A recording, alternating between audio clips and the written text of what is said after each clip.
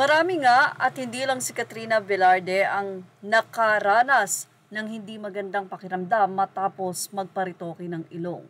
Marami ang nagulat dahil balik pangunga daw ang nasabing singer na si Katrina Velarde. Well, sa isang Facebook post, ibinahagi ni Katrina Velarde bakit ilan sa mga dapat ay kanyang guesting ay na-cancel. So marami ang nagsasabi na baka hindi professional itong si Katrina dahil may guesting siya sa 98 Degrees before pero hindi siya nakapunta. Ngayon nga ay ibinahagi na ni Katrina nito lamang June ang nasabi nga pong dahilan bakit nga ba marami siyang na-cancel na project. Dahil ayon kay Katrina, kinakailangan niyang magkaroon ng operasyon at tanggalin ang silicone implant sa kanyang ilong. Dahil nagkaroon ito ng komplikasyon.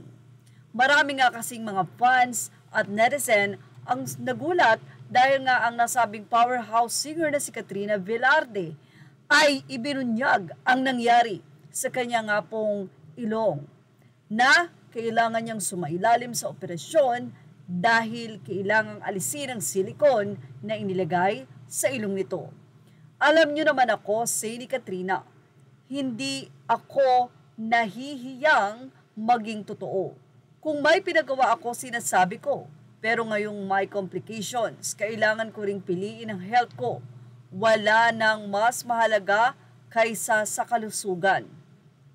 Dito na nga ibinahagi ni Katrina na nagsimulang magpakita ng komplikasyon ng implant 4 years ago. Ito yung matapos ang kanyang rhinoplasty. Dahilan nito kung bakit agad siyang kinailangang maoperahan. Isa sa mga naapektuhan nga nito ay ang biglang pag-cancel ng kaniyang guest performance sa 98 Degrees nung nag-concert ito sa Manila. After kong mag-post na hindi ako makaka-attend sa 98 Degrees concert at kailangan kong i-cancel yung ibang commitments na dapat kakantahan ko, it's because I needed to have my nose implant removed as soon as possible.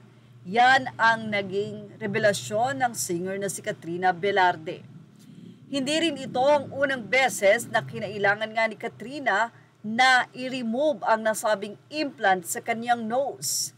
Sa naging unang procedure, Gore-Tex ang ginamit ngunit agad rin itong nireject ng kanyang katawan. At first I had Gore-Tex, nireject din siya ng katawan ko right ahead. And then I had it removed also. Tapos itong pangalawa, ito na yung ngayon at nagkaroon na naman ako ng complications. Well, kilala nga itong si Katrina Velarde sa pagiging napaka-open sa kanyang mga nagiging enhancement. And wala naman din kasing masama kung aaminin mo.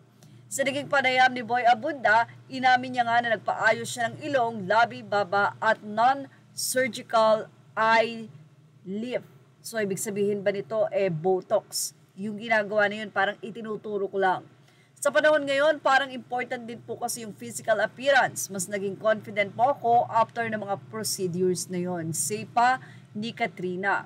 Sa kabila ng glamour ng industriya, pinatunayan nga ni Katrina Velarde na mas mahalaga pa rin ang kalusugan kaysa sa anumang itsura. Ang kanyang pagiging bukal sa kanyang mga cosmetic enhancement ay hindi lamang pagpapakatotoo, kundi isang pagpapaalala sa publiko na dapat lahat ng desisyon, lalo na sa ating katawan, ay dapat na matindi at masusing pinag-iisipan. Sa kaniyang tapang at pagiging honest, muling pinahanga ni Katrina Velarde hindi lamang ang kanyang mga fans, kundi ang maraming netizen na ngayon ay naghahanap ng inspirasyon na dapat tanggapin mo kung ano ang meron ka. Dahil kung pababago mo ito, pwedeng maging sanhi ito ng hindi maganda sa iyong buhay. Well, yan ang ating Showbiz Now update. Images are all credit to the rightful owners. Thank you for watching Showbiz Now.